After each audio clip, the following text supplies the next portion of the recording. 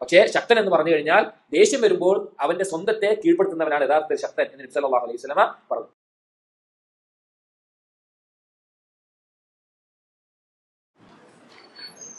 السلام عليكم ورحمة الله وبركاته. بسم الله الرحمن الرحيم. الحمد لله رب العالمين. الصلاة والسلام على رسول الأمين وعلى آله وأصحابه أجمعين. أما بعد. يا أيها الذين آمنوا اتقوا الله حق تقاته ولا تموتن إلا وأنتم مسلمون. رب اشرح لي صدري ويسر لي أمري واحلل عقدة من لساني يفقهوا قولي. آمين يا رب العالمين. പ്രിയപ്പെട്ട സത്യവിശ്വാസികളെ, അൽ-ഇമാം അൽ-ബുഖാരി റഹിമഹുള്ളയുടെ അൽ-അദബുൽ മുഫ്രദ് എന്ന ഹദീസ് ഗ്രന്ഥത്തിന്റെ സ്വഹീഹായ ഹദീസുകളാണ് നാം വായിച്ചുകൊണ്ടിരിക്കുന്നത്. അതിൽ നാം അവസാന ദർസിൽ വായിച്ചു നിർത്തിയിരുന്ന ബാബു ഫദ്ലി മൻ മാത ലഹു അൽ വലദ്, ഒരു കുട്ടി മരിച്ച ഒരാൾക്ക് അയാളുടെ ഫദ്ലും അയാൾക്കുള്ള പ്രതിഫലവുമായിട്ടുള്ള കാര്യങ്ങളാണ് പറഞ്ഞത്. അതിൽ 2 ഹദീസുകൾ നമ്മൾ വായിച്ചു. ആ ബാബിലെ അടുത്ത ഹദീസാണ് നാം വായിക്കുന്നത്. അൻ ഖാലിദ് അൽ അബസി റഹിമഹുല്ലാഹ് ഖാല മാത ഇബ്നുൻ ലി ഫവജദ്തു അലൈഹി വജ്ദൻ ശദീദൻ. ഖാലിദ് അൽ അബ്സി എന്ന വ്യക്തി പറയാണ്, എൻ്റെ ഒരു മകൻ മരണപ്പെട്ടു കഴിഞ്ഞപ്പോൾ എനിക്ക് വല്ലാത്തൊരു ഞെരുക്കം, ഒരു വിഷമം എൻ്റെ ഉള്ളിൽ തോന്നി. സ്വാഭാവികമായിട്ടുണ്ടാവും. മാതാപിതാക്കൾക്ക് അവരുടെ മക്കൾ എന്നുള്ളത് വളരെ കൺകുളിർമയായിട്ടുള്ള, വളരെ ഇഷ്ടമുള്ളവരായിരിക്കും. അവർ മരണപ്പെടുക എന്നുള്ളത് വിഷമമുണ്ടാക്കുന്ന കാര്യമാണ്. അദ്ദേഹം പറയാണ്, അദ്ദേഹത്തിന് നല്ല വിഷമായി. ഫഖുൽതു എന്ന് അദ്ദേഹം പറയാണ്, ഞാൻ പറഞ്ഞു, യാ അബാ ഹുറൈറ. അദ്ദേഹം താബി ആയിരിക്കണം. അബൂ ഹുറൈറ റളിയല്ലാഹു അൻഹുവിനോട് അദ്ദേഹം ചോദിച്ചു, യാ അബാ ഹുറൈറ, യാ അബൂ ഹുറൈറ, മാ സമിഅത മിനൻ നബി സ്വല്ലല്ലാഹു അലൈഹി വസല്ലം ഷൈഅൻ തുസഖി ബിഹി അൻഫുസനാ അൻ മൗതാനാ. അബൂ ഹുറൈറ റളിയല്ലാഹു അൻഹുവിനോട് അദ്ദേഹം ചോദിക്കുകയാണ്, അബൂ ഹുറൈറ, റസൂലുള്ളാഹി സ്വല്ലല്ലാഹു അലൈഹി വസല്ലമയിൽ നിങ്ങൾ കേട്ട എന്തെങ്കിലും ഒരു കാര്യം ഞങ്ങളോട് പറയണം. ഞങ്ങൾക്ക് ഈ മരണപ്പെട്ടതിൽ ഞങ്ങൾക്ക് സമാധാനമേകുന്ന, ഒരു ആശ്വാസമേകുന്ന എന്തെങ്കിലും ഒരു ഹദീസ്, വാക്ക് റസൂലുള്ളാഹി സ്വല്ലല്ലാഹു അലൈഹി വസല്ലമയിൽ നിന്ന് നിങ്ങൾ കേട്ടത് എന്നോട് പറയണം എന്ന് അദ്ദേഹം ചോദിച്ചു. അപ്പൊ അബൂ ഹുറൈറ റളിയല്ലാഹു അൻഹു പറഞ്ഞു, ഖാല സമിഅതു മിനൻ നബി സ്വല്ലല്ലാഹു അലൈഹി വസല്ലം യഖൂൽ. നബി സ്വല്ലല്ലാഹു അലൈഹി വസല്ലം പറഞ്ഞത് ഞാൻ കേട്ടു, സിഗാറുകും ദആമീസുൽ ജന്ന. നിങ്ങളിലുള്ള കുട്ടികൾ അഥവാ മരണപ്പെടുന്നവർ അവർ ദആമീസുൽ ജന്ന, സ്വർഗത്തിലെ ദആമീസുകളാണ് എന്ന് പറഞ്ഞു. ദആമീസ് എന്നുള്ള പദത്തില് അർത്ഥം പറയുന്നത് വെള്ളത്തിന് മുകളിൽ ഒഴുകി നടക്കുന്നത്, അതല്ലെങ്കിൽ എല്ലാവിധ സ്വാതന്ത്ര്യത്തോടു കൂടിയും പ്രവേശിച്ച് ഒരു തടസ്സവുമില്ലാതെ, അവർക്ക് യാതൊരു തടസ്സമോ യാതൊരു നിബന്ധനകളോ ഇല്ലാതെ സ്വർഗത്തിലൂടെ പാറിപ്പറന്ന് ജീവിക്കുന്ന ആളുകളാണ് നിങ്ങളിൽ മരണപ്പെടുന്ന കുട്ടികൾ എന്ന് നബി സല്ലല്ലാഹു അലൈഹി വസല്ലം പറഞ്ഞ ഹദീസ് അബൂ ഹുറൈറ റളിയല്ലാഹു അൻഹുവിന് ഉദ്ധരിച്ചു കൊടുക്കുക. ഇവിടെ നോക്കൂ, കുട്ടികൾ മരണപ്പെടുന്ന ആളുകൾ, അവർക്ക് ദുനിയാവിലെ ആ നഷ്ടം വളരെ വേദന ഉണ്ടാക്കുമ്പോഴും അവർക്ക് അവരുടെ നഷ്ടത്തിനേക്കാൾ വലിയൊരു ആശ്വാസമാണ് അവരുടെ ആ മക്കൾ, ചെറിയ കുട്ടികൾ മരണപ്പെടുന്നതിലൂടെ, പ്രായപൂർത്തി എത്തുന്നതിന് മുമ്പ് മരണപ്പെടുന്നതിലൂടെ അവർ സ്വർഗത്തിൽ യഥേഷ്ടം സഞ്ചരിച്ച് ജീവിക്കുന്ന ആളുകളായി മാറുകയാണ് എന്നുള്ളത്. സ്വന്തം മക്കൾ സ്വർഗത്തിലാകുന്നതിനേക്കാൾ സന്തോഷം എന്താണുള്ളത്? സ്വന്തം മക്കൾ നരകത്തിലാകുന്നതിനേക്കാൾ ദുഃഖമുണ്ടാക്കുന്ന കാര്യം എന്താണുള്ളത്? അപ്പോ മക്കൾ മരണപ്പെടുന്നവർ, അവർക്ക് കഴിഞ്ഞ ഹദീസുകൾ പറഞ്ഞു, അവർക്കുള്ള പ്രതിഫലം പറഞ്ഞു. എന്നാൽ ആ മക്കൾക്ക് സ്വർഗമുണ്ട് എന്ന് നബി സല്ലല്ലാഹു അലൈഹി വസല്ലമ പഠിപ്പിച്ചത് നമുക്ക് കാണാം. അടുത്ത ഹദീസ് അൻ ജാബിർ ഇബ്നു അബ്ദില്ലാഹ്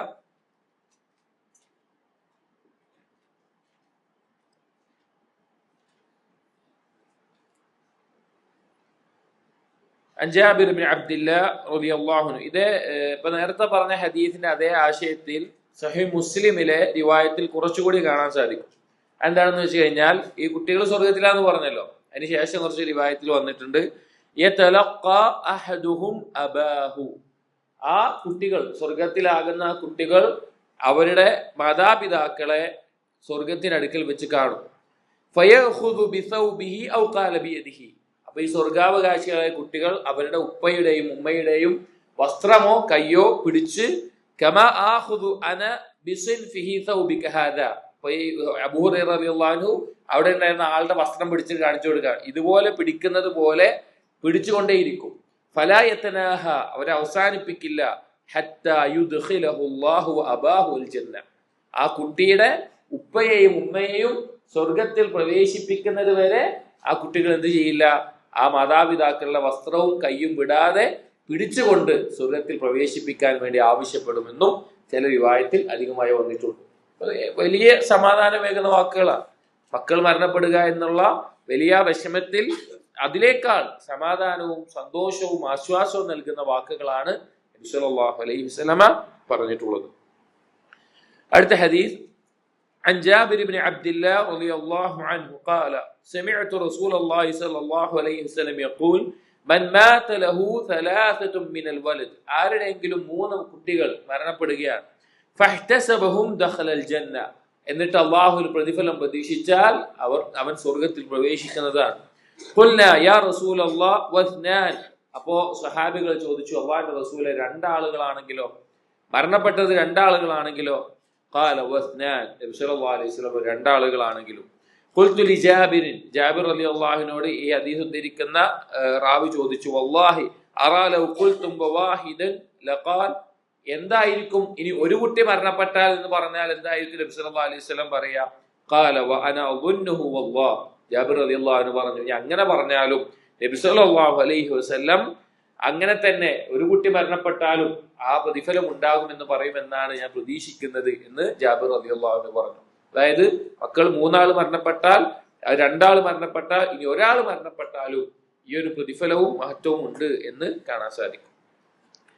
അടുത്ത ഹദീസ് عن أبي هريرة رضي الله عنه قال جاءت امرأة إلى رسول الله صلى الله عليه وسلم فقالت يا رسول الله إنا لا نقدر عليك في مجلسك. ഒരിക്കൽ ഒരു സ്ത്രീ വന്നിട്ട് നബി സല്ലല്ലാഹു അലൈഹി വസല്ലമയോട് പറഞ്ഞു, റസൂലേ, ഞങ്ങൾക്ക് നിങ്ങളുടെ സദസ്സിൽ വന്നിരിക്കാൻ സാധിക്കുന്നില്ല. അഥവാ സ്ത്രീകൾക്ക് റസൂലുള്ളാഹി സ്വല്ലല്ലാഹു അലൈഹി വസല്ലം ദീന് പഠിപ്പിച്ചു കൊടുക്കുന്ന, ഉപദേശങ്ങൾ നൽകുന്ന പുരുഷന്മാരുടെ സദസ്സിൽ ഞങ്ങൾക്ക് വന്നിരുന്ന് ശരിക്കും കേൾക്കാൻ സാധിക്കുന്നില്ല, പഠിക്കാൻ സാധിക്കുന്നില്ല. ഫവാഇദ്നാ യൗമൻ നഅതിക ഫീഹി. എന്നിട്ട് ആ സ്ത്രീ ചോദിച്ചു, ഞങ്ങൾക്കൊരു ദിവസം, ഒരു സമയം ഞങ്ങൾക്ക് നിങ്ങൾ വീതിച്ചു തരണം, തീരുമാനിച്ചു തരണം. ഞങ്ങൾ സ്ത്രീകൾക്ക് മാത്രമായിട്ട് കാര്യങ്ങൾ പഠിപ്പിച്ചു തരാൻ, ഞങ്ങൾക്ക് വന്ന് പഠിക്കാനുള്ള ഒരു അവസരം നിങ്ങൾ തരണം എന്ന് പറഞ്ഞു. ഫഖാല, അപ്പൊ നബി സല്ലല്ലാഹു അലൈഹി വസല്ലം പറഞ്ഞു, മൗഇദുകുന്ന ബൈത ഫുലാൻ. നിങ്ങൾക്കുള്ള സ്ഥലം ഇന്ന സമയത്ത് ഇന്ന ആളുടെ വീട്ടിൽ നിങ്ങൾ സ്ത്രീകൾ വന്നാൽ ഞാൻ അവിടെ വന്നിട്ട് പഠിപ്പിക്കാം എന്ന് നബി സല്ലല്ലാഹു അലൈഹി വസല്ലം പറഞ്ഞു. ഫജാഅഹുന്ന ലിദാലിക അൽവഅദ് വകാന ഫീമാ ഹദ്ദസഹുൻ. അങ്ങനെ സ്ത്രീകൾക്ക് വേണ്ടി മാത്രമായിട്ട് നബി സല്ലല്ലാഹു അലൈഹി വസല്ലമ ദീനിന്റെ കാര്യങ്ങൾ പഠിപ്പിച്ചു കൊടുക്കാൻ വേണ്ടി, പുരുഷന്മാരുടെ സദസ്സിൽ വന്നിരിക്കാൻ പറ്റാത്തത് കൊണ്ട് പഠിപ്പിച്ചു കൊടുക്കാൻ വേണ്ടി ഒരു വീട്ടിൽ നബി സല്ലല്ലാഹു അലൈഹി വസല്ലമ ഇന്ന ആളുടെ ഒരു സഹാബിയുടെ വീട്ടിൽ സ്ത്രീകൾ ഒരുമിച്ച് കൂടുമായിരുന്നു. നബി സല്ലല്ലാഹു അലൈഹി വസല്ലമ അതിനനുസരിച്ച രീതിയിൽ അവിടുന്ന് കാര്യങ്ങൾ പറഞ്ഞു കൊടുക്കുമായിരുന്നു. അങ്ങനെ പറഞ്ഞു കൊടുക്കുന്ന കൂട്ടത്തിൽ പറഞ്ഞു, മാ മിൻകുന്ന ഇംറഅത്തുൻ, നിങ്ങളിൽ ഒരു സ്ത്രീയുമില്ല, യമൂതു ലഹാ സലാസും മിനൽ വലദ്, അവളുടെ 3 കുട്ടികൾ മരണപ്പെടുകയാണ്, 3 മക്കൾ മരണപ്പെടുകയാണ്. ഫതഹ്തസിബുഹും, ആ 3 മക്കളുടെ വിഷയത്തിലും അവൾ അള്ളാഹുവിൽ നിന്ന് പ്രതിഫലം പ്രതീക്ഷിക്കുകയാണ്. ഇല്ലാ ദഖലത്തിൽ ജന്ന, അവൾ സ്വർഗത്തിൽ പ്രവേശിക്കാതെ അവൾ എന്തായാലും സ്വർഗത്തിൽ പ്രവേശിക്കും. ഫഖാലത്ത് ഇംറഅത്തുൻ, ഇങ്ങനെ പറഞ്ഞപ്പോൾ ഒരു സ്ത്രീ ചോദിച്ചു, വസ്നാൻ, 2 കുട്ടികളാണെങ്കിലോ? ഖാല വസ്നാൻ, നബി സല്ലല്ലാഹു അലൈഹി വസല്ലം 2 ആണെങ്കിലും എന്ന് നബി സല്ലല്ലാഹു അലൈഹി വസല്ലമ പറയുകയുണ്ടായി. ഇവിടെ സ്ത്രീകളോട് പ്രത്യേകം ഉപദേശങ്ങൾ നൽകുന്ന സമയത്ത് ഈ കാര്യം ഓർമ്മപ്പെടുത്താനുള്ള പ്രധാനപ്പെട്ട ഒരു കാരണം എന്താണ്? മക്കൾ മരണപ്പെടുക എന്നുള്ളതിൽ ഏറ്റവും അധികം വിഷമിക്കുന്ന, അല്ലെങ്കിൽ വേദന അനുഭവിക്കുന്ന ദുഃഖം അനുഭവിക്കുന്ന ആളുകൾ എന്ന് പറഞ്ഞാൽ അവർ യഥാർത്ഥത്തിൽ ഉമ്മമാരായിരിക്കും. ഉപ്പമാർക്കിനേക്കാൾ ഉമ്മമാർക്കായിരിക്കും കൂടുതൽ വിഷമം ഉണ്ടാവും, അവരുടെ ദുഃഖം ഉണ്ടാവും. കാരണം ഉമ്മമാരോടുള്ള കടമ പറയുന്നിടത്തും ഉമ്മമാർക്ക് മക്കളോടുള്ള ആ ഒരു റഫത്തും കൃപയും ഷഫഖത്തും സ്നേഹവും ഒക്കെ നോക്കിക്കഴിഞ്ഞാൽ നമുക്ക് മനസ്സിലാക്കാൻ സാധിക്കും. അപ്പൊ ആ സ്ത്രീകളോട് പ്രത്യേകം നബി സല്ലല്ലാഹു അലൈഹി വസല്ലം പറയാണ്, നിങ്ങൾ ആ മക്കൾ മരണപ്പെടുന്ന വിഷയത്തിൽ പ്രതിഫലം പ്രതീക്ഷിക്കുന്നുണ്ടെങ്കിൽ, നമുക്കറിയില്ല, നമ്മുടെ മക്കളൊക്കെ അൽഹംദുലില്ലാഹ് അല്ലാഹു തആല ആയുസ് ആഫിയത്തൊക്കെ നൽകട്ടെ, പക്ഷെ ആ മരണപ്പെടുന്ന സന്ദർഭത്തിൽ പരിധി വിട്ട് ദുഃഖത്തിലേക്കോ നന്ദി കെട്ട സംസാരങ്ങൾ വരാതിരിക്കാനോ നമ്മൾ മനസ്സിലാക്കേണ്ട കാര്യങ്ങളാണത്. അതിൽ ക്ഷമിച്ചു കഴിഞ്ഞാൽ, പ്രതിഫലം പ്രതീക്ഷിച്ചു കഴിഞ്ഞാൽ സ്വർഗമാണ് നബി സല്ലല്ലാഹു അലൈഹി വസല്ലമ വാഗ്ദാനം ചെയ്തിട്ടുള്ളത്. ഇതേ ആശയത്തിലുള്ള മറ്റൊരു ഹദീസ് عن أم سليم رضي الله عنها قالت كنت عند النبي صلى الله عليه وسلم فقال أم سليم رضي الله عنها പറയാണ്, ഞാൻ നബി സല്ലല്ലാഹു അലൈഹി വസല്ലം അടുക്കലായിരുന്ന സമയത്ത് നബി സല്ലല്ലാഹു അലൈഹി വസല്ലം പറഞ്ഞു, യാ ഉമ്മ സുലൈം മാ മിൻ മുസ്ലിമൈനി യമൂതു ലഹുമാ സലാസതു ഔലാദിൻ, ഒരു രണ്ട് മുസ്ലിമീങ്ങളും ഇല്ല, അഥവാ ഒരു ഉപ്പയും ഉമ്മയും ഇല്ല, അവരുടെ 3 മക്കൾ മരണപ്പെടുകയാണ്, ഇല്ലാ അദ്ഖലഹുമല്ലാഹുൽ ജന്ന ബിഫദ്ലി റഹ്മതിഹി ഇയ്യാഹും, ആ അവരോടുള്ള കാരുണ്യം കാരണത്താൽ, അതിനോടുള്ള ഔദാര്യം കാരണത്താൽ അവരെ അള്ളാഹു സ്വർഗത്തിൽ പ്രവേശിപ്പിക്കാതിരിക്കില്ല. അപ്പൊ മുസ്ലിം റളിയല്ലാഹു അൻഹു ചോദിച്ചു, വസ്നാൻ, രണ്ടാളാണെങ്കിലോ? രണ്ടാളും എന്ന് നബി സല്ലല്ലാഹു അലൈഹി വസല്ലമ പറയുകയുണ്ടായി. ഇവിടെ മുസ്ലിം റളിയല്ലാഹു അൻഹ ഏതാണ് സ്വഹാബി വനിത? നിങ്ങൾ കേട്ടിട്ടുണ്ടാവും. അബൂ തൽഹ റളിയല്ലാഹുവിന്റെ പത്നിയാണ്. മകനായിട്ടുള്ള അബൂ ഉമൈർ മരണപ്പെട്ടിട്ട് യാത്രക്കാരനായിരുന്ന അബൂ തൽഹ റളിയല്ലാഹു അൻഹുവിനോട് മകന്റെ ശരീരം ആ ഉമ്മ കഫം ചെയ്ത് പിന്നെ കഫൻ തുണിയിൽ പൊതിഞ്ഞ് മറ്റൊരു മുറിയിൽ കിടത്തിയിട്ട് ഭർത്താവിനെ വന്ന് ഏറ്റവും നല്ല രീതിയിൽ പരിചരിച്ചതിന് ശേഷമാണ് ഭർത്താവിനോട് മരണവിവരം പറയുന്നത്. ചെറിയ കുട്ടി മരണപ്പെട്ട ഉമ്മയാണ് ഉമ്മു സുലൈം റളിയല്ലാഹു അൻഹ. അവരോടാണ് നബി സല്ലല്ലാഹു അലൈഹി വസല്ലമ ഈ ഹദീസ് പറയുന്നത്. അപ്പൊ ഈ ഹദീസുകൾ കേട്ടതുകൊണ്ടും മനസ്സിലാക്കിയത് കൊണ്ടുമാണ് സ്വഹാബികളുടെ ജീവിതത്തിൽ പല സംഭവങ്ങളും കാണാം. ഇപ്പൊ സുബൈർ ഇബ്നു അവ്വാം റളിയല്ലാഹു അൻഹു, അദ്ദേഹത്തിന്റെ മകൻ മരണപ്പെട്ട വിവരം അറിഞ്ഞ സമയത്ത് അദ്ദേഹം നേരെ സുജൂദിൽ വീഴാം. എന്നിട്ട് പറയാണ്, എന്റെ ബാക്കിയുള്ള മക്കളെ മരിപ്പിച്ചിട്ടില്ലല്ലോ എന്ന രീതിയിൽ അള്ളാഹുവിനെ സ്തുതിക്കുക. അപ്പൊ ആ ക്ഷമിക്കണമെങ്കിൽ ഈ കാര്യങ്ങൾ മനസ്സിലാക്കണം. ഈ ഹദീസുകൾ ഇത് ഇപ്പൊ കേൾക്കുമ്പോൾ നമുക്ക് എന്താവൂല, ഒരു ബുദ്ധിമുട്ടായി തോന്നൂല. പക്ഷെ അത്രയും വിഷമമുള്ള സന്ദർഭത്തിലാണ് ഈ ഹദീസുകളെ അമലാക്കേണ്ടി വരിക. മറ്റൊരു ഹദീസ് ഈ ബാബിൽ, عن سعسعة بن معاوية أنه لقي أبا ذر متوشحا قربة. സഅസഅ ഇബ്നു മുആവിയ എന്ന താബിഈ അദ്ദേഹം പറയാണ്, അദ്ദേഹം ഒരിക്കൽ അബൂദർ റളിയല്ലാഹു അൻഹു, അബൂദർ അൽ ഗിഫാരി റളിയല്ലാഹു അൻഹുവിനെ ഒറ്റയ്ക്കിരിക്കുന്ന, കുടുംബക്കാരും ഒന്നുമില്ലാതെ ഒറ്റയ്ക്കിരിക്കുന്ന അവസ്ഥയിൽ കണ്ടു. ഖാല, അപ്പൊ ചോദിച്ചു, മാലക മിനൽ വലദി യാ അബൂദർ, അബൂദർ നിനക്ക് മക്കളൊന്നുമില്ലേ എന്ന് ചോദിച്ചു. മക്കളൊന്നുമില്ലേ ചോദിച്ചു. ഖാല, അപ്പൊ അബൂദർ റളിയല്ലാഹു അൻഹു തിരിച്ചു ചോദിച്ചു, അലാ ഉഹദ്ദിസുക, ഞാൻ നിനക്കൊരു ഹദീസ് പറഞ്ഞു തരട്ടെ ചോദിച്ചു.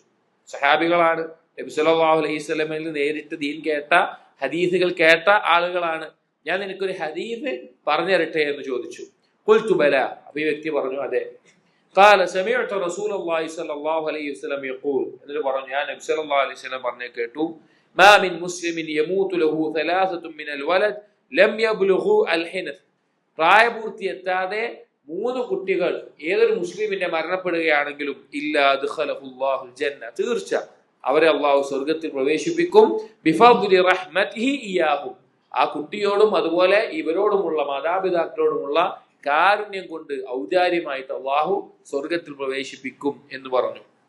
അതോടൊപ്പം പറഞ്ഞു, വമാ മിൻ റജുലിൻ അഅതഖ മുസ്ലിമൻ, ഒരു വ്യക്തിയുമില്ല മുസ്ലിമായ ഒരു അടിമയെ മോചിപ്പിക്കുകയാണെങ്കിൽ ഇല്ലാ ജഅല അല്ലാഹു അസ്സ വജല്ല കുല്ല അദുവ്വിൻ മിൻഹു ഫികാഖുഹു ലികുല്ലി അദുവ്വിൻ മിൻഹു, ആ മോചിപ്പിച്ച അടിമയുടെ ഓരോ അവയവത്തിനും പകരമായി ആരാണോ മോചിപ്പിച്ചത്, ആരാണോ പണം കൊടുത്ത് മോചിപ്പിച്ചത്, അവന്റെ അവയവങ്ങളെ നരകത്തിൽ നിന്ന് മോചിപ്പിക്കാതെ, അഥവാ അവന്റെ മുഖത്തിന് പകരം ഇവന്റെ മുഖത്തെ നരകത്തിൽ നിന്ന് മോചിപ്പിക്കും. അവന്റെ കയ്യിലും കാലിലും ഓരോ അവയവത്തിനും അങ്ങനെ തന്നെ ആയിരിക്കും എന്ന് പറഞ്ഞു. 2 കാര്യങ്ങളാണ് ഈ ഹദീസിൽ പറഞ്ഞത്.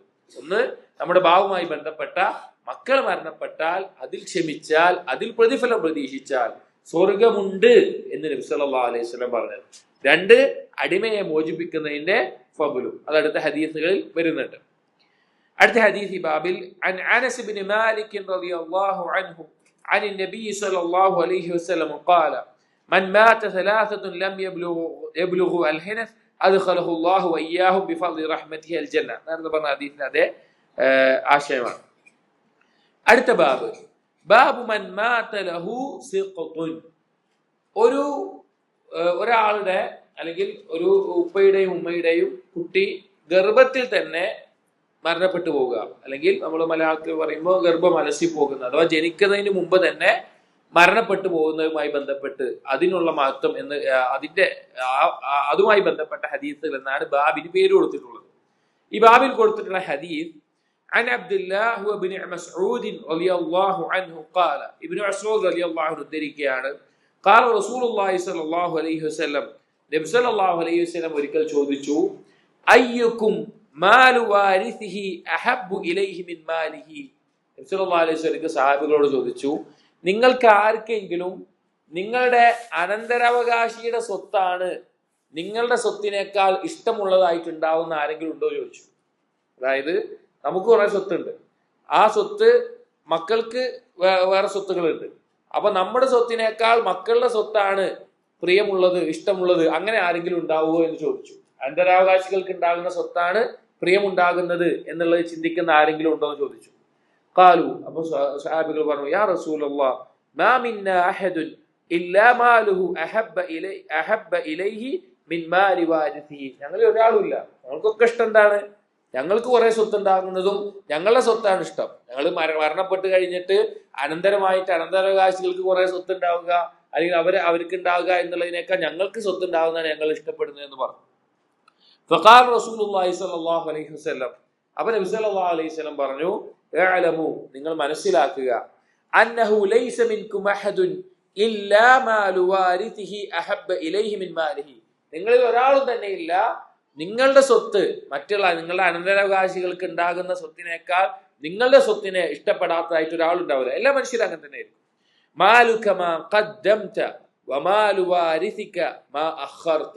നിങ്ങളുടെ സമ്പത്തി എന്ന് പറഞ്ഞാൽ നിങ്ങൾ ഇവിടെ വെച്ച് ചെലവഴിച്ചിട്ടുള്ളതാണ്, നിങ്ങൾ ഇവിടെ വെച്ച് മുൻകൂട്ടി ചെയ്തിട്ടുള്ളതാണ് നിങ്ങളുടെ സമ്പത്തി എന്ന് പറയുന്നത്. എന്നാൽ നിങ്ങൾ ഇവിടെ വിട്ടേച്ചു പോകുന്ന സമ്പത്താണ് നിങ്ങളുടെ അനന്തരാവകാശികളുടെ സമ്പത്ത് എന്ന് നബി സല്ലല്ലാഹു അലൈഹി വസല്ലം പറഞ്ഞു. എന്താണ് ഈ ഹദീസിന്റെ ഉദ്ദേശം? ഒന്ന്, ഈ ഹദീസിന്റെ ഉദ്ദേശം. രണ്ട്, ഈ ബാബും ഹദീസും തമ്മിലുള്ള ബന്ധം. ഹദീസിന്റെ ഉദ്ദേശം എന്താണ്? നമുക്ക് സ്വത്തുണ്ടാവുക, നല്ല രീതിയിൽ ഉണ്ടാവുക എന്നുള്ളത് എല്ലാവരും ഇഷ്ടപ്പെടുന്ന കാര്യമാണ്. നമ്മുടെ മക്കൾക്കും അതുപോലെ അനന്തരാവകാശികൾക്കും സ്വത്തുണ്ടാവുക എന്നത് ഇഷ്ടമുള്ള കാര്യമാണ്. പക്ഷെ നമുക്കില്ലാതെ അവർക്ക് ഉണ്ടാവുക എന്ന് നമ്മൾ ആഗ്രഹിക്കും? ഇല്ല. അവർക്ക് ഉണ്ടാകുന്നതിനേക്കാൾ നമുക്കുണ്ടായിരിക്കണം എന്ന് ഏതൊരു മനുഷ്യനും ആഗ്രഹിക്കും. എന്നിട്ട് നബി സല്ലല്ലാഹു അലൈഹി വസല്ലം പറഞ്ഞതാണ്, നിങ്ങളുടെ സ്വത്ത് എന്നുള്ളത് യഥാർത്ഥത്തിൽ നാളെ പരലോകത്തേക്ക് വേണ്ടി നിങ്ങൾ ഇവിടെ നിങ്ങൾ ഒരുക്കി വെക്കുന്ന കാര്യങ്ങളാണ് നിങ്ങൾക്കുള്ള സ്വത്ത്. എന്നാൽ നിങ്ങൾ ഇവിടെ വിട്ടേച്ചു പോകുന്ന കാര്യങ്ങൾ, നിങ്ങളുടെ അനന്തരാവകാശികൾക്ക് വേണ്ടി വിട്ടേച്ചു പോകുന്നത്, അതാണ് അവരുടെ സ്വത്ത് എന്നുള്ളത്. അപ്പോൾ അള്ളാഹുവിന്റെ മാർഗത്തിൽ ചെലവഴിക്കുന്നത്, അതാണ് പരലോകത്തേക്ക് നിലനിൽക്കുന്നതാണ് ബാക്കിയാകുന്നത് എന്നാണ് ഈ ഹദീസ് കൊണ്ട് ഉദ്ദേശം. മറ്റൊരു ഹദീസിൽ ഒരിക്കൽ നബി സല്ലല്ലാഹു അലൈഹി വസല്ലമ ആയിഷ റളിയല്ലാഹു അൻഹ പറയാണ്, അന്നഹും ദബഹു ഷാതൻ. ഒരിക്കൽ ആയിഷ റളിയല്ലാഹു അൻഹ ഒരു ആടിനെ അറുത്തു. ഫഖാല നബി സല്ലല്ലാഹു അലൈഹി വസല്ലം, അങ്ങനെ നബി സല്ലല്ലാഹു അലൈഹി വസല്ലം പറഞ്ഞിട്ട് അത് ഓരോരുത്തർക്ക് ഇങ്ങനെ കൊടുത്തു, ദാനമായിട്ട് പല ആളുകൾക്ക് കൊടുത്തു. കൊടുത്തു കഴിഞ്ഞിട്ട് നബി സല്ലല്ലാഹു അലൈഹി വസല്ലം ചോദിച്ചു, മാ ബഖിയ മിൻഹ, ഇനി എന്താ അതിൽ ബാക്കിയുള്ളത് ചോദിച്ചു. ആടിൽ എന്താ ബാക്കിയുള്ളത് ചോദിച്ചു. ഖാലത്ത്, അപ്പൊ ആയിഷ റളിയല്ലാഹു അൻഹ പറഞ്ഞു, മാ ബഖിയ മിൻഹ ഇല്ലാ കത്ഫഹ, അതിന്റെ ഒരു തോളിന്റെ ഭാഗമല്ലാതെ മറ്റൊന്നും ബാക്കിയില്ല, ബാക്കിയൊക്കെ നമ്മൾ ആളുകൾക്ക് കൊടുത്തു എന്ന് പറഞ്ഞു.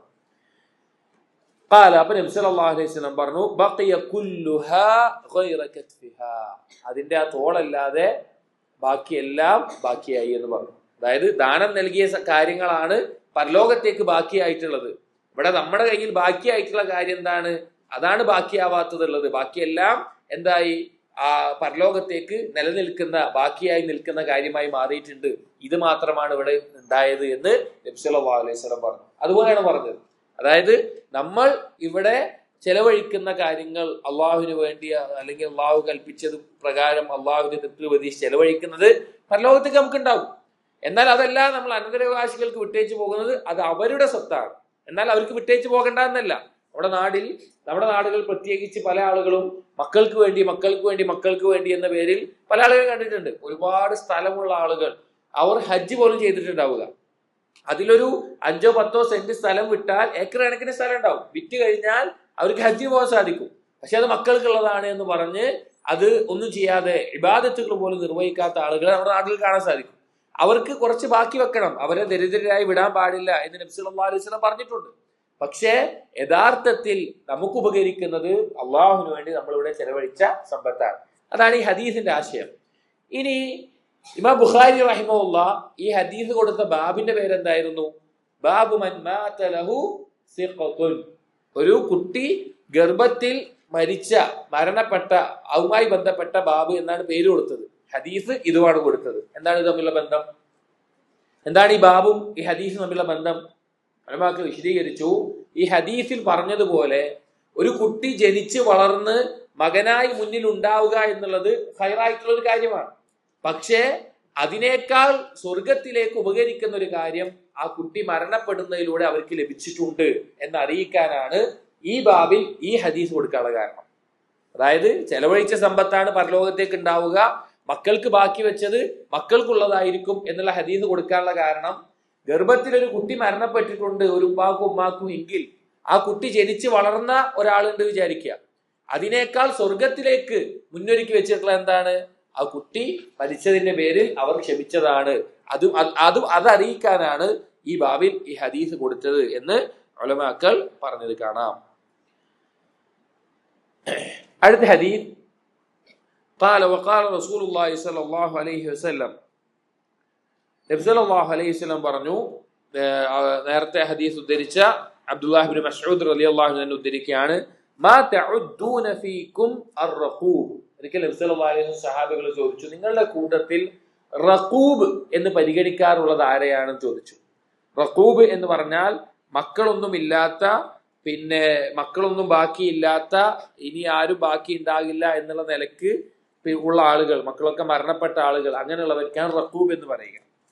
ഖാലു, അപ്പൊ സഹാബികൾ പറഞ്ഞു, അർറഖൂബ് അല്ലദീ ലാ യൂലദു ലഹു. റഖൂബ് എന്ന് പറഞ്ഞാൽ മക്കളില്ലാത്ത ആളുകൾക്കാണ് ഞങ്ങൾ പറയാറുള്ളത് എന്ന് പറഞ്ഞു. ഖാല, അപ്പൊ നബി സല്ലല്ലാഹു അലൈഹി വസല്ലം പറഞ്ഞു, ലാ വലാകിൻ അർറഖൂബ് അല്ലദീ ലം യുഖദ്ദിം മിൻ വലദിഹി ഷൈഅൻ.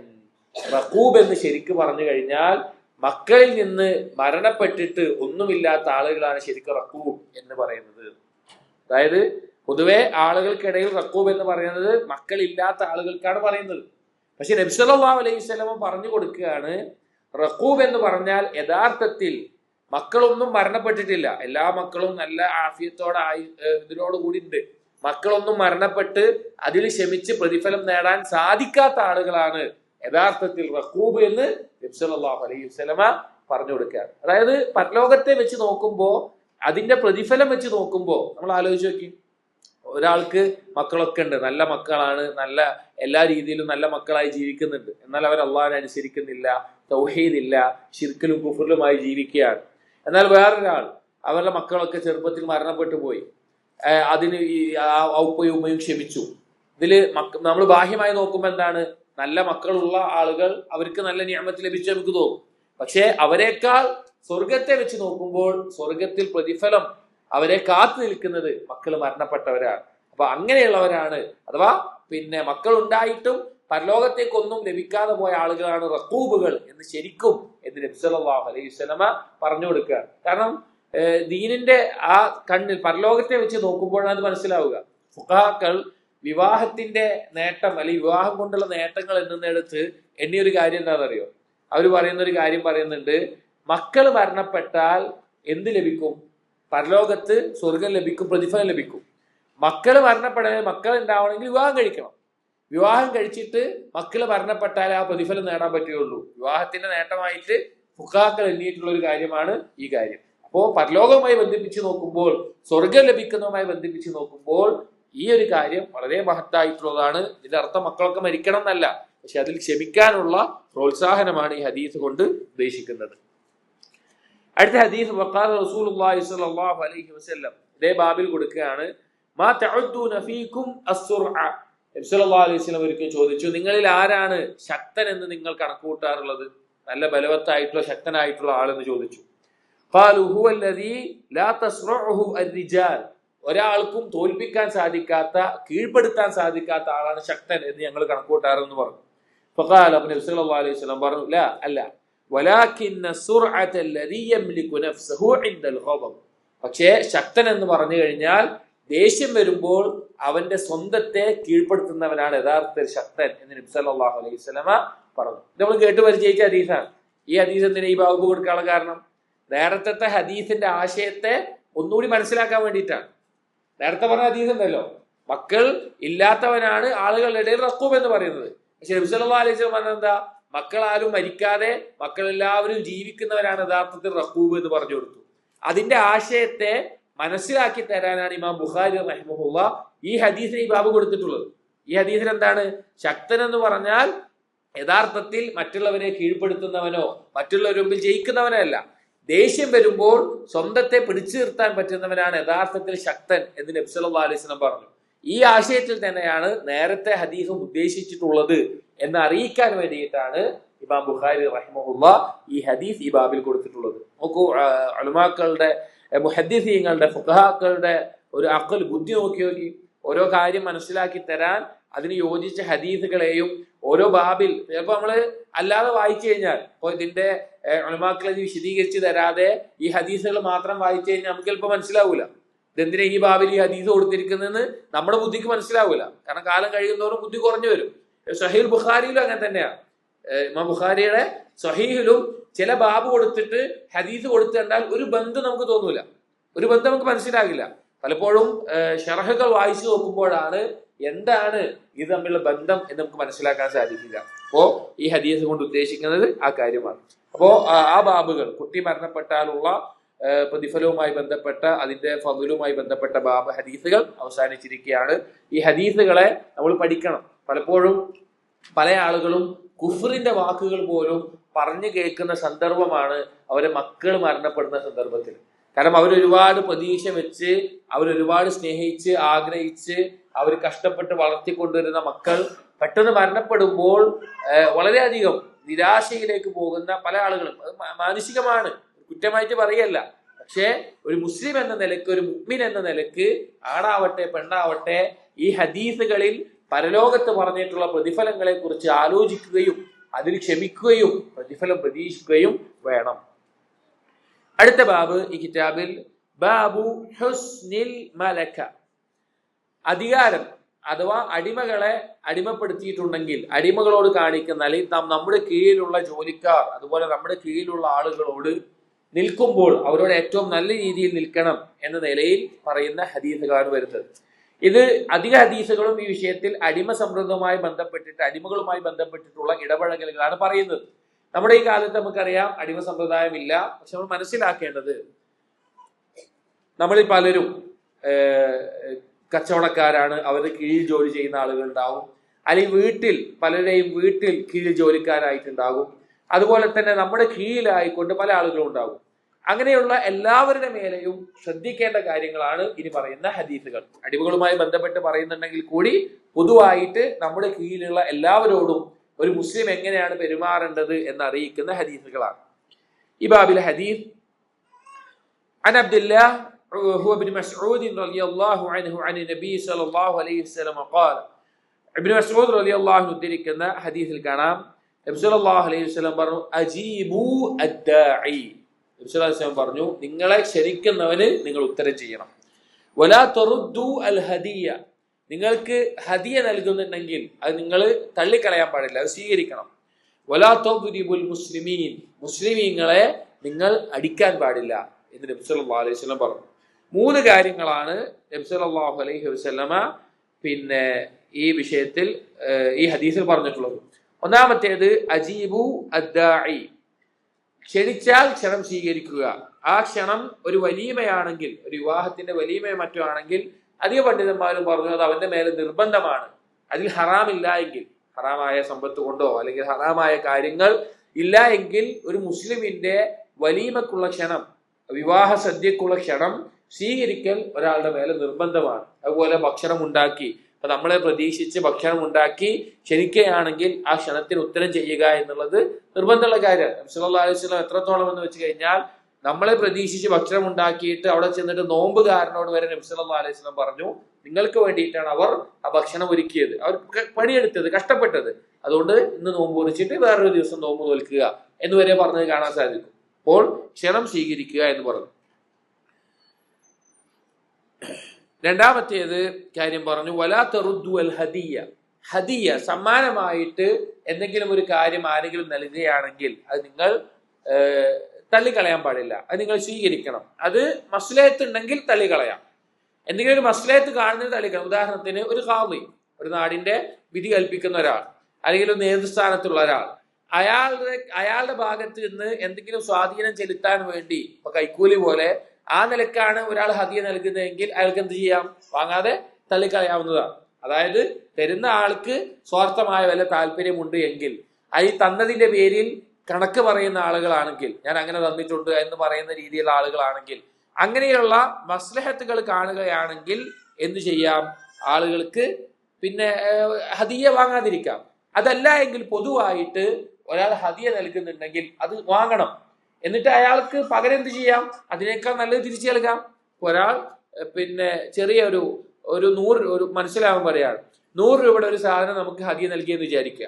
അപ്പൊ നമ്മൾ വിചാരിക്കുകയാണ് അവൻ സാധുവാണ്, എനിക്ക് നൽകേണ്ട ആവശ്യമില്ല, എനിക്ക് അവനേക്കാൾ സമ്പത്തുണ്ട് എനിക്ക് തോന്നുകയാണെങ്കിൽ ആ ഹദിയ സ്വീകരിച്ച് അതിനേക്കാൾ വില കൂടിയ സാധനം അവന് തിരിച്ചു നൽകാം, അല്ലെങ്കിൽ എന്താണോ കഴിയുന്നത് അതനുസരിച്ച് തിരിച്ചു നൽകാം. ഒരിക്കൽ നബി സല്ലല്ലാഹു അലൈഹി വസല്ലമക്ക് ഒരാൾ, ഒരു പിന്നെ ബനി ഫസാറ ഗോത്രത്തിൽപ്പെട്ട ഒരാൾ ഒരു ഒട്ടകത്തെ, ഒരു പെണ്ണൊട്ടകത്തിനെ ഹദിയായി നൽകി.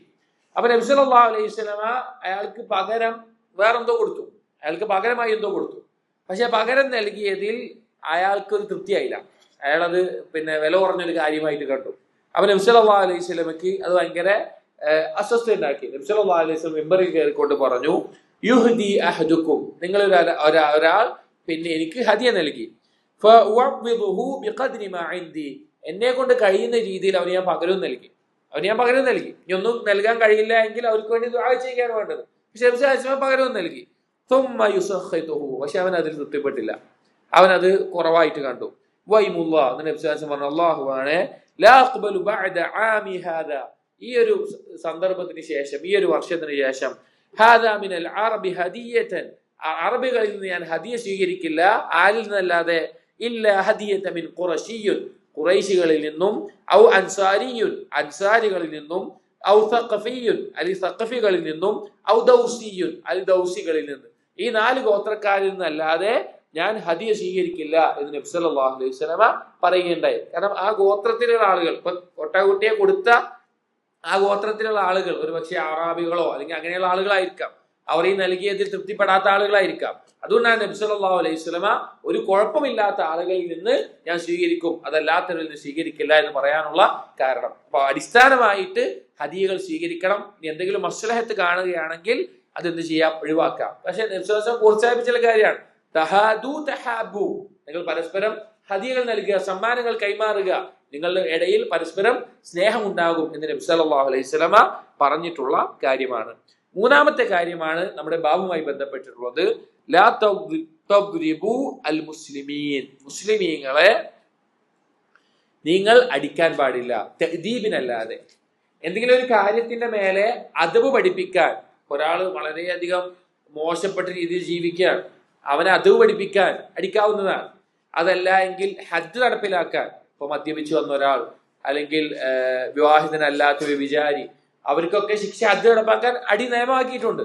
അങ്ങനെയുള്ള കാര്യങ്ങൾക്ക് അടിക്കാം. അതല്ലാത്ത രീതിയിൽ പിന്നെ ഒരാളോട് പരുഷമായിക്കൊണ്ട്, പ്രത്യേകിച്ച് അടിമകളോട്, നമ്മുടെ കീഴിലുള്ള ആളുകളോട് അവരെ അടിക്കുക എന്നുള്ളത് പാടില്ലാത്ത കാര്യമാണ്. സല്ലല്ലാഹു അലൈഹി വസല്ലമ അങ്ങനെ ചെയ്യരുത് എന്ന് പറഞ്ഞിട്ടുണ്ട്. എന്നാൽ കുട്ടികളെ ആണെങ്കിലും ആരെയാണെങ്കിലും അദബിന് വേണ്ടി, അവരെ അദബ് പഠിപ്പിക്കാൻ വേണ്ടി, അല്ലെങ്കിൽ ഇൽമ് പഠിപ്പിക്കാൻ വേണ്ടി, ആ നിലക്ക് മാത്രം, അവരോടൊരു പകയോ ശത്രുതയോ വിദ്വേഷമോ നമ്മുടെ ദേഷ്യം തീർക്കാനോ അല്ല. നിയ്യത്ത് വളരെയധികം ശ്രദ്ധിക്കേണ്ട ഒരു കാര്യമാണ്. നമ്മുടെ കീഴിലുള്ളവരെ അദബ് പഠിപ്പിക്കാൻ വേണ്ടി, ഹദ് പിന്നെ എന്തായാലും അടിക്കേണ്ട കാര്യമാണ്, അല്ലാതെ അദബ് പഠിപ്പിക്കാൻ വേണ്ടി നമുക്ക് ചെയ്യാം. അതല്ലാത്ത രീതിയിൽ ഒരു മുസ്ലിമിനെ അടിക്കുക എന്നുള്ളത് യോജിച്ച കാര്യമല്ല, പരമാവധി ഒഴിവാക്കേണ്ട കാര്യമാണ്. കാരണം നബി സല്ലല്ലാഹു അലൈഹി വസല്ലമയെ പറ്റി പറഞ്ഞത് കാണാം, മാ ضرب رسول الله صلى الله عليه وسلم شيئا قط بيده ولا امرأة ولا خادما. നബി സല്ലല്ലാഹു അലൈഹി വസല്ലമ അവിടുത്തെ ഭാര്യമാരെയോ അല്ലെങ്കിൽ ജോലിക്കാരെയോ ഒരാളെയും അവിടുത്തെ കൈകൊണ്ട് അടിച്ചിട്ടില്ല. ഇല്ല അൻ യുജാഹിദ ഫീ സബീലില്ലാഹ്, അല്ലാഹുവിന്റെ മാർഗ്ഗത്തിൽ ജിഹാദ് ചെയ്യുമ്പോഴല്ലാതെ.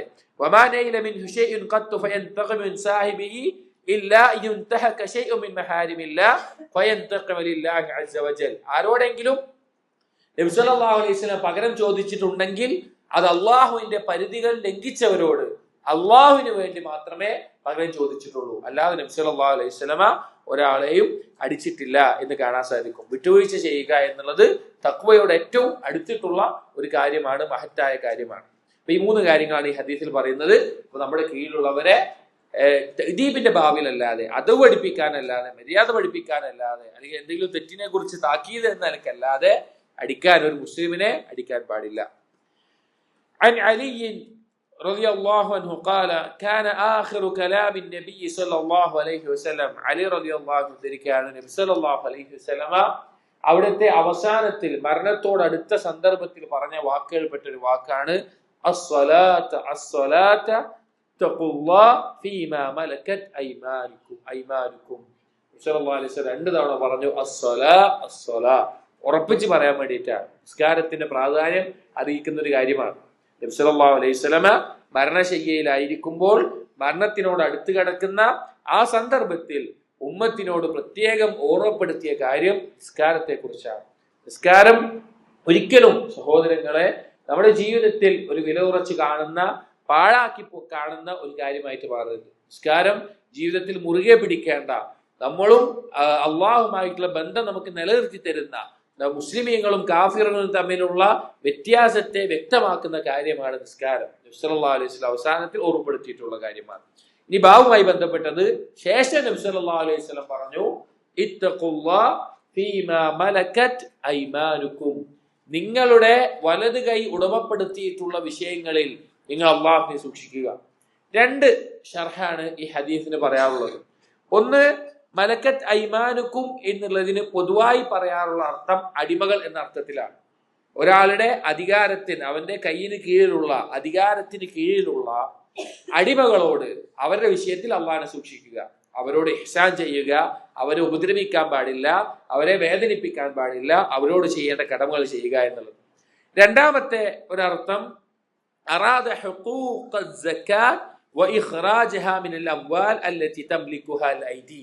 2ാമത്തെ അർത്ഥം പറഞ്ഞിട്ടുള്ളത് അവനവന്റെ കയ്യിൽ അധികാരപ്പെടുത്തിയിട്ടുള്ള സമ്പത്തിന് സക്കാത്ത് നൽകണം എന്നാണ് അതുകൊണ്ട് ഉദ്ദേശിച്ചിട്ടുള്ളത് എന്നും ഉലമാക്കൾ വിശദീകരിച്ച് കാണാം. 2 രീതിയിൽ ഹദീസ് വിശദീകരിച്ചു. 1, അടിമകളോടുള്ള കാര്യത്തിൽ അള്ളാഹുവിനെ സൂക്ഷിക്കണം എന്നുള്ളത്. 2, അവന്റെ കൈകൾ ഉടമപ്പെടുത്തിയിട്ടുള്ള സമ്പത്തിന്റെ വിഷയത്തിൽ സക്കാത്ത് നൽകണം, ആ വിഷയത്തിൽ അള്ളാഹുവിനെ സൂക്ഷിക്കണം. കാരണം നിസ്കാരത്തിനോടൊപ്പം സക്കാത്ത് എന്നുള്ളത് ഖുർആനിൽ ധാരാളം സന്ദർഭങ്ങളിൽ ഹദീസുകളിലും അതുപോലെ സഹാബികളുടെ ഫഹ്മിലും നമുക്ക് കാണാൻ സാധിക്കും, ഒരുമിച്ച് വന്നിട്ടുള്ള കാര്യമാണ്. ആ അർത്ഥത്തിലും ഈ ഹദീസിനെ മനസ്സിലാക്കിയിട്ടുണ്ട്. നമ്മുടെ ഈ ഭാവവുമായി ബന്ധപ്പെട്ട് മനസ്സിലാക്കുമ്പോൾ അടിമകളോട് അല്ലെങ്കിൽ ഒരാളുടെ കീഴിലുള്ള ആളുകളോട് ഏറ്റവും നല്ല രീതിയിൽ നിൽക്കുക എന്നുള്ളത് ശ്രദ്ധിക്കേണ്ട കാര്യമാണ്. അടുത്ത ബാബു സൂഇൽ മലക്കത്ത്, അധികാരം മോശപ്പെട്ട രീതിയിൽ ചെയ്യുക എന്നുള്ളത്. അഥവാ ഒരാൾ അവന്റെ കീഴിലുള്ള ആളുകളെ, അടിമകളെ ഉപദ്രവിക്കുന്ന, വേദനിപ്പിക്കുന്ന ഒരാളാണ് എങ്കിൽ അതുമായി ബന്ധപ്പെട്ട ഹദീസുകളാണ് പറയുന്നത്. عن أبي الدرداء رضي الله عنه أنه كان يقول للناس, അബൂ ദർദാ റളിയല്ലാഹു അൻഹു ജനങ്ങളോട് പറയാറുണ്ടായിരുന്നു, നഹ്നു അഅരിഫു ബികും മിനൽ ബയാതറതി ബിദ്ദവാബ്, ഒരു മൃഗത്തിന്റെ ഉടമയ്ക്ക് ആ മൃഗത്തിനെ കുറിച്ച് എത്രത്തോളം അറിവുണ്ടോ, അല്ലെങ്കിൽ ആ മൃഗത്തിനെ കുറിച്ച് എത്രത്തോളം മനസ്സിലാക്കുന്നുണ്ടോ, അതിനേക്കാൾ നിങ്ങളെ പറ്റി നമുക്ക് മനസ്സിലാവും. ഖദ് അറഫ്ന ഖിയാറക്കും മിൻ ശിറാരിക്കും, നിങ്ങളിലുള്ള നന്മയുള്ള നല്ല ആളുകൾ ആരാണ്, നിങ്ങളിലുള്ള ശർറ് നിറഞ്ഞ മോശപ്പെട്ട ആളുകൾ ആരൊക്കെയാണ് എന്ന് ഞങ്ങൾക്ക്, അഥവാ അദ്ദേഹം പറയാണ് ഞങ്ങൾക്ക് മനസ്സിലാകും എന്ന് പറഞ്ഞു. അപ്പൊ ഉദ്ദേശിക്കുന്നത് എന്താണ്? നല്ല ആളുകൾക്ക് ചില അടയാളങ്ങളുണ്ട്, ദുഷിച്ച ആളുകൾക്ക് ചില അടയാളങ്ങളുണ്ട്. ഖൈർ നിറഞ്ഞ ആളുകൾക്ക് അടയാളമുണ്ട്, ഷെർ നിറഞ്ഞ ആളുകൾക്ക് അടയാളമുണ്ട്. ഇനി അതിനെ പറയാണ്, അമ്മാ ഖിയാറുക്കും, നിങ്ങളിൽ നല്ല ആളുകൾ ആരാണെന്ന് പറഞ്ഞാൽ ഫല്ലദി യുർജാ ഖൈറുഹു വയുഅ്മനു ശർറുഹു. നിങ്ങൾ നല്ല ആളുകൾ എന്ന് പറഞ്ഞാൽ ഒരാളിൽ നിന്ന് മറ്റുള്ളവർ നന്മ പ്രതീക്ഷിക്കുന്നുണ്ട് എങ്കിൽ, അവന്റെ ഷെറിൽ നിന്ന് സുരക്ഷിതരാണ് എങ്കിൽ അവനാണ് നിങ്ങൾ നല്ല ആളുകൾ.